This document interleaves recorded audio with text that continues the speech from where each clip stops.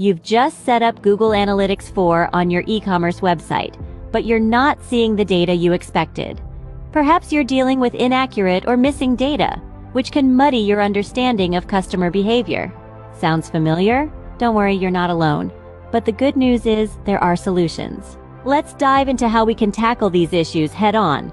Begin by setting up all e-commerce events accurately, from viewing items to adding to cart, checkout, and purchase. Next, track custom events like form submissions or button clicks.